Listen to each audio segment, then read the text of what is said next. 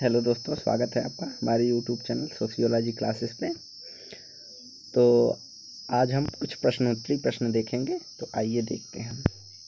राजनीति तथा समाजशास्त्र एक दूसरे के समीप होते हुए भी एक दूसरे से अलग अस्तित्व बनाए हुए हैं।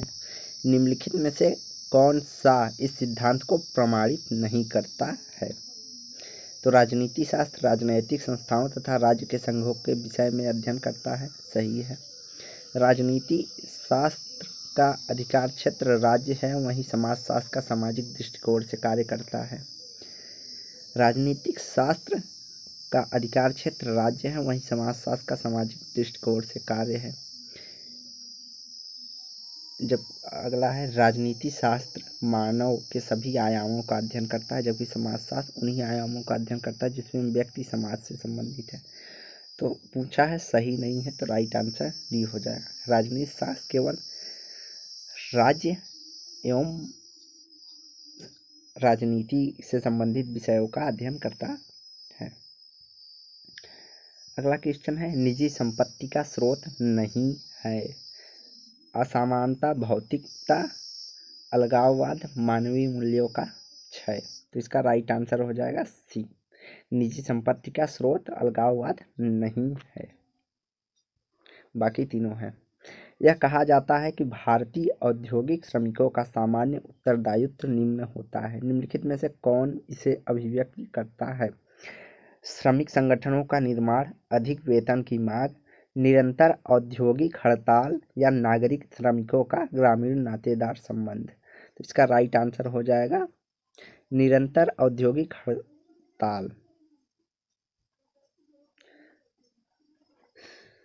अगला, क्षेत्रवाद में अंतर्निहित है प्रांतीयता, अलगाववाद, समुदाय का समेकित विकास या राष्ट्रवाद। तो क्षेत्रीयता से संबंध रखता है प्रांतीयता और अलगाववाद। तो राइट आंसर सी हो जाएगा। अगला, निम्नलिखित में से कौन पूंजीपति वर्ग के विकास में योगदान करता है? गरीबी व बेरोजगारी, मुक्त उधन या लाभ की गणना, विदेशी नामांकन या शासक की प्रवृत्ति। तो इसका राइट आंसर हो जाएगा पूंजीपति वर्ग मुक्त उधन एवं लाभ की गणना करते हैं। अगला, पंचायत संस्था अस्तित्व में है हिंदू समाज में, जनजाति समाज में, मुस्लिम समाज में या औद्योगिक समाज में? तो इसका राइट आंसर हो जाएगा पंचायत व्यवस्था हमारा हिंदू समाज में, जनजाति समाज में और मुस्लिम समाज में पाया जाता है। तो राइट आंसर बी हो जाएगा। श्रम विभाजन अत्यधिक विस्तृत है घुमंतू समाजों में, कृषक समाजों में, औद्योगिक समाजों में या आदिम समाजों में? तो सर्वाधिक श्रम विभाजन हमें पाया जाता है औद्योगिक समाजों में, श्रम का विशेषीकरण। अगला, निम्न में से किसने मनुष्य को आर्थिक गतिविधियों को अत्यधिक प्रेरित नहीं किया है? अर्थात मनुष्य की ऐसी कौन सी गतिविधि है जो आर्थिक गतिविधियों को प्रेरित नहीं करती है? उद्यमशीलता की भावना, आसपास के खतरे, भोजन की खोज या जानवरों को पालतू बनाना। तो राइट आंसर डी हो जाएगा कि जानवरों को पालतू बनाना मनुष्य की आर्थिक गतिविधियों को अत्यधिक प्रेरित नहीं करता है। अगला, निम्नलिखित में से किसने पूंजीवादी आर्थिक व्यवस्था के विकास में सहयोग नहीं किया है? राज्य का प्रयास, निजी संपत्ति, मौद्रिक अर्थव्यवस्था या लाभ प्रेरित? तो पूंजीवादी आर्थिक व्यवस्था के विशेषताओं के रूप में निजी संपत्ति, मौद्रिक अर्थव्यवस्था और लाभ प्रेरित होता है। तो इसमें कहा है कौन सा सहयोग नहीं किया गया है? तो इसका राइट आंसर ए हो जाएगा राज्य। अगला, विनिमय का आदान प्रदान होता है, अर्थात विनिमय होता है सेवा के लिए सेवा, वस्तु के लिए सेवा, वस्तु के लिए वस्तु या विवाह के लिए सेवा। तो इसका राइट आंसर हो जाएगा 1, 2 और 3। तो राइट आंसर हमारा सी हो जाएगा। सेवा के लिए सेवा, वस्तु के लिए सेवा और वस्तु के लिए वस्तु। विवाह के लिए सेवा जनजातीय समाजों में पाई जाती है, जिसे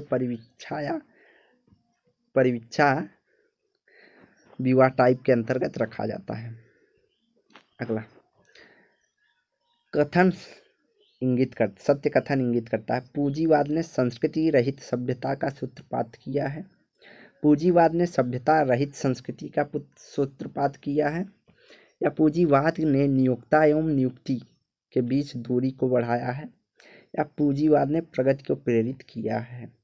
तो इसका राइट आंसर हो जाएगा कि पूंजीवाद संस्कृति रहित सभ्यता का सूत्रपात करता है, पूंजीवाद नियोक्ता एवं नियुक्ति के बीच दूरी को बढ़ाया है, और पूंजीवाद ने प्रगति को प्रेरित किया है।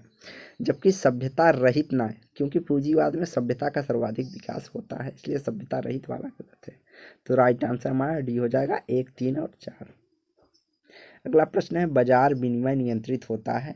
तो बाजार विनिमय नियंत्रित होता है मांग एवं आपूर्ति के नियम से।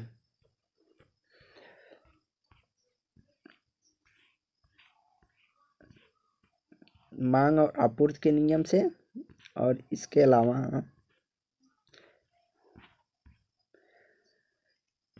गुणवत्ता एवं मूल्य निर्धारण। तो इसका कूट में चयन करना है, तो इसका 2 और 3 हो जाएगा। तो राइट आंसर हो जाएगा बी। अगला प्रश्न है एक आदर्श बाजार है जहां मूल्य पूर्ति एवं मांग सामान्य नियम से निर्धारित होता है, जहां सरकार मूल्य निर्धारित करती है, जहां वस्तुओं की पूर्ति कम नहीं रहती, या जहां क्रेता एक विक्रेता के सम्मुख होते हैं। तो इसका राइट आंसर हो जाएगा एक आदर्श बाजार के रूप में हम उसे कहेंगे जहां मूल्य पूर्ति एवं मांग के सामान्य नियम से निर्धारित होते हैं तथा सभी के लिए एक सामान्य हो। अगला, निम्न में से कौन सा राज्य का मूलभूत घटक है? जनसंख्या, सरकार, संप्रभुता, मुखिया।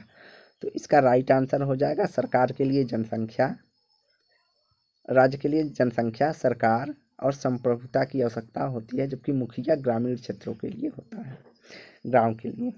अगला, राज्य न ईश्वर की निमित्त है और न ही श्रेष्ठ शक्तियों का परिणाम, और न ही यह क्रांति का सृजन है, और न ही परिवार का विस्तार। यह कथन किसका है? तो यह कथन जेम्स फ्रेजर से संबंधित है कि राज्य न ही ईश्वर की निमित्त है, न ही श्रेष्ठ शक्तियों का परिणाम, और न ही क्रांति का सृजन, और न ही परिवार का विस्तार। अगला है, यह किसने कहा है कि राज्य का अस्तित्व उद्गम तथा निरंतरता सर्वोत्तम जीवन के लिए होता है? तो अरस्तु का कथन है कि राज्य का अस्तित्व उद्गम तथा निरंतरता सर्वोत्तम जीवन के लिए होता है। अगला है, शक्ति है राज्य का आधार, राज्य का तत्व या राज्य का स्रोत? तो शक्ति राज्य का स्रोत होता है। राष्ट्रीयता का सर्वप्रमुख तत्व क्या है? समान धर्म, समान भाषा, समान नस्ल या सामूहिक भावना? तो राष्ट्रीयता के लिए सामूहिक भावना की आवश्यकता हो, नस्ल धर्म इसमें आवश्यकता नहीं होता है। सत्य कथन चुने नौकरशाही एक व्यवस्थित संगठन है जो कि मांग करता है कार्य के प्रति समर्पण, कार्यालय के प्रति समर्पण, या नियमों के प्रति समर्पण, या व्यक्ति के प्रति समर्पण। तो इसका राइट आंसर हो जाएगा जो नौकरशाही है वह कार्य के प्रति समर्पण, कार्यालय के प्रति समर्पण, नियमों के प्रति समर्पण होता है, और यहाँ व्यक्ति के न होकर समाज के प्रति समर्पण होता है। इसका राइट आंसर हो जाएगा 1, 2, 3, 4। इनमें से किस संगठन में करिश्माई व्यक्तित्व की भूमिका महत्वपूर्ण है? पुरोहितवाद, पंथ, संप्रदाय या वर्ग? तो इसका राइट आंसर बी हो जाएगा पंथ। जैसे ननकाना साहब करिश्माई व्यक्तित्व से प्रभावित थे, तो उसे पंथ होगा। अगला, निम्न में से कौन सा नौकरशाही का सकारात्मक पक्ष है? लाल फीताशाही, नियमों के प्रति यांत्रिक स्वीकृति, या व्यक्ति के प्रति अवैयक्तिक की भावना? तो इसका राइट आंसर हो जाएगा सी। नौकरशाही का एक लक्ष्य उन्मुख होता है, उसे लक्ष्य की प्राप्त करने के लिए वह कार्य करते हैं। यह एक सकारात्मक पक्ष है, बाकी सब उसके नकारात्मक पक्षों की ओर इंगित करते हैं। कहाँ से उत्कृत है कि भू राजस्व उत्पाद के 1/6 की दर में वसूल किया जाता है? तो इसका राइट आंसर हो जाएगा महाभारत।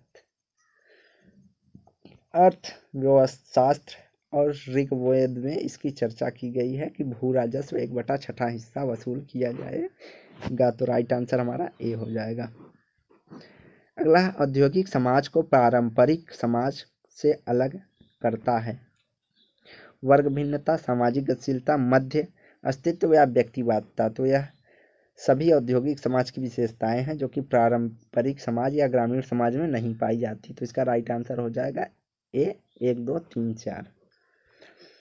अगला है औद्योगिकरण के लिए शिक्षा व्यवस्था पारंपरिक मूल्यों के संरक्षण से संबंध होनी चाहिए या शास्त्रीय शिक्षा से स्थायित्व को लक्ष्य प्राप्त करना चाहिए।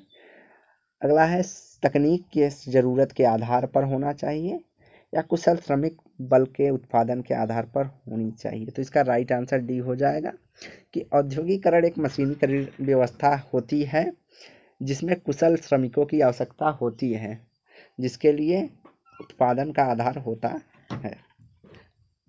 अगला, उत्तर औद्योगिक समाज की अवधारणा किसने दी है? Alain Touraine, Norman Berman, Daniel Bell, James. तो इसका राइट आंसर हो जाएगा उत्तर औद्योगिक समाज से एलन टूरेन, डेनियल बेल और जेम्स संबंधित है। तो राइट आंसर बी हो जाएगा 1 3 4। पहला पार्ट यहीं समाप्त करते हैं। वीडियो को लाइक एंड शेयर करें, चैनल को सब्सक्राइब करें। धन्यवाद।